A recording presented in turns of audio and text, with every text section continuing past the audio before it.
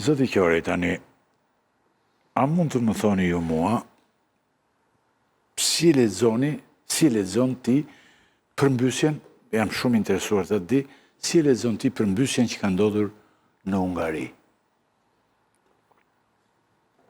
Unë nuk dua të bëj tani si ekspert i çështjeve hungareze, siç është mod zakonisht në vendin tonë, ku ka një ngjarje të rëndësishme ndërkombëtare, nga ministra dalin qindra ekspertë të fushave të ndryshme.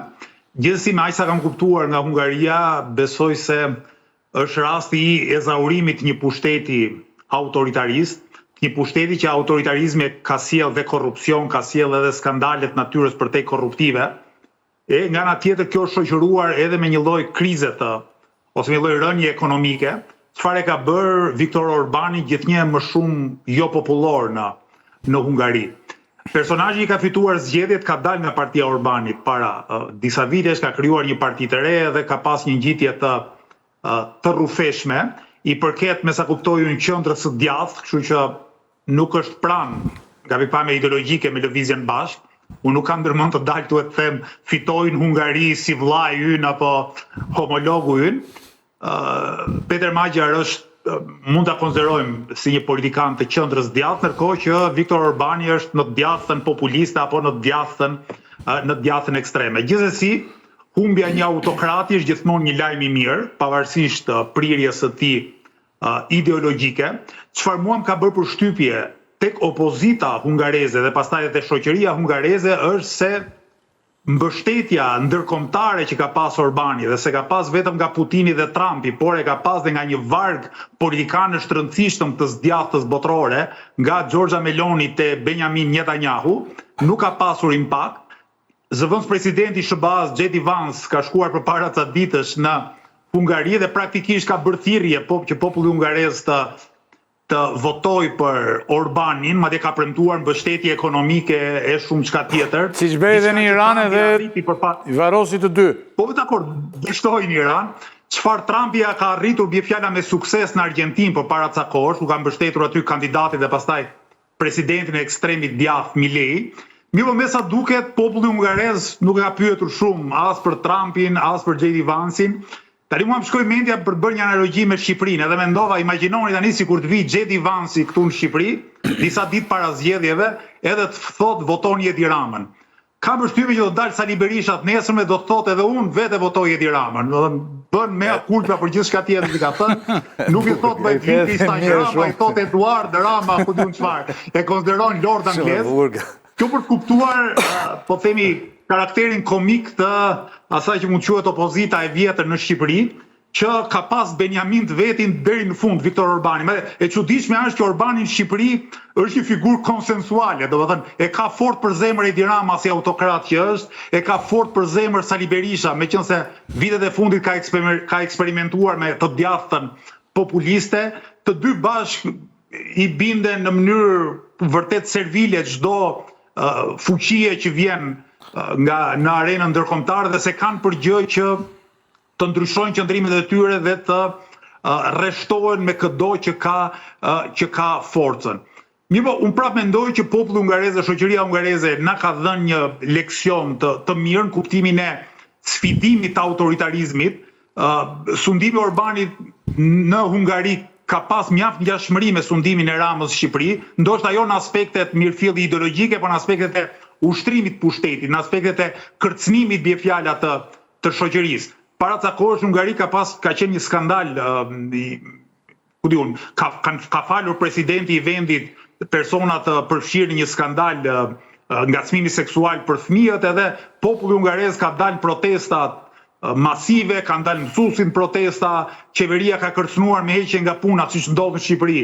Mësuesit ata kanë rezistuar, kanë vazhduar të protestojnë, çfarë tregon një kuraj qytetare, tregon nga ana tjetër që asnjë regjim autoritarist nuk është i gjithë pushtetshëm. Pra ti mund të kesh mekanizmat, mund të kesh televizionet, mund të kesh parat, mund të kesh oligarkët, mund të kesh kërcënimin që të vjen nga pushteti politik dhe administrativ, mirë prapë shoqëria është shumë herë më e fortë. Pra rreth 53% të shoqërisë hungareze ka votuar për rivalin e drejt për drejt të Viktor Orbanit. Sigurisht 16 vite në pushtet janë shumë, në një kontekst, po themi, demokratik, mund të quajmë vendet e Bashkimit Evropian, korruptimi që vjen nga pushteti i gjatë, sidomos nga pushteti absolut, është i pashmangshëm, dhe unë besoj që në këtë pikpamje, kudo ku ka probleme me autoritarizmin, është ndredhur një dritë shprese, sigurisht kjo nuk do të thotë që me që ndodhi në Hungari, automatikisht do të ndodhë në Shqipëri. Të ndalojmë, Arlin, ndalojmë pak tu. Determinizma historik. Shiko, Urdhro?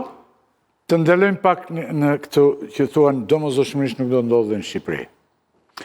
Në Shqipëri ne luajmë politika jonë, jo ju, jo Saljani që kam tiru në këtu, por politika e vjetër, në plot kuptimin e fjalës, në kohë, e vjetër dhe në kohë, totalisht e vjetër në kohë, luan me shumë porta, me vidhin e vota, jo vidhin e votave, me qeverisjen e mirë të tjetrit të opozitës, me këtë, me të gjitha, por asnjëherë të vërtet.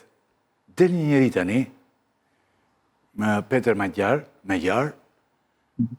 dhe befas në një kohë të shkurtër realizon një gjë shumë të rëndësishme. Unë do të veçoj një gjë për ty dhe pastaj do kalojmë te Saljani.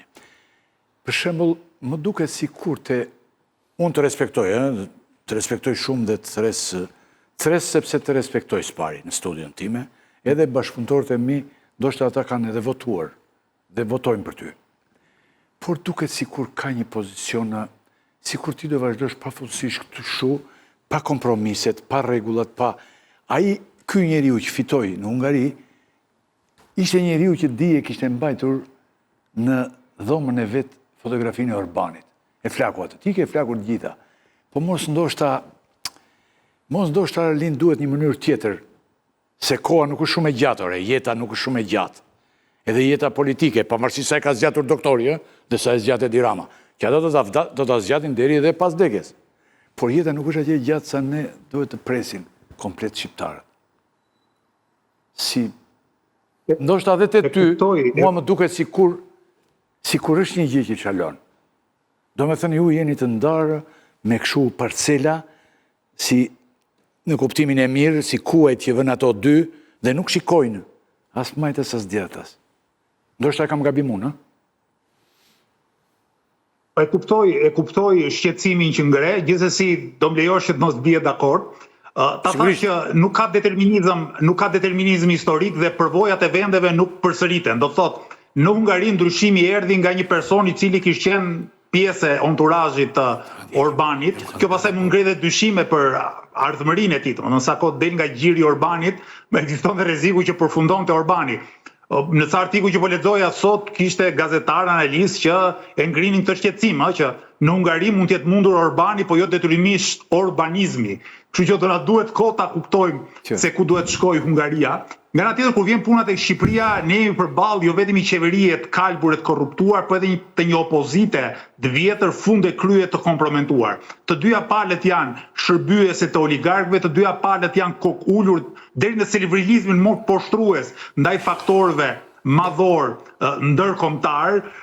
Do ju kujtoj që para pak kohësh qeveria e Edi Ramës dhe opozita e Sali Berishës votuan me hosanae, me duartrokitje antarësinë e Shqipërisë të Bordit e Paqes, pra një institucioni që një zot e di çfarë dreqin përfaqëson, të iniciuar nga një president i SBA-s që është i kundërshtuar nga brenda SBA-s, nga Evropa, nga pjesa më përparimtare e njerëzimit. Mirë po, këta që ne kemi pushtet dhe opozita jonë kryesore nuk mendohet më shumë se 2 minuta, thjesht rreshtohet me fortin e radhës, pa e kuptuar, po themi, pasojat afatgjata të këtyre vendimeve mbi shtetin dhe shoqërinë tonë. Unë kam besim nga ana tjetër që Shqipërisë duhet një alternativë fort morale. Dhe Lëvizja Bashkë ka të gjitha tiparet për të qenë kjo alternativë e fort morale. Është i vërtet fakti që në zgjedhjet e kaluara ne nuk patëm një rezultat shumë të madh.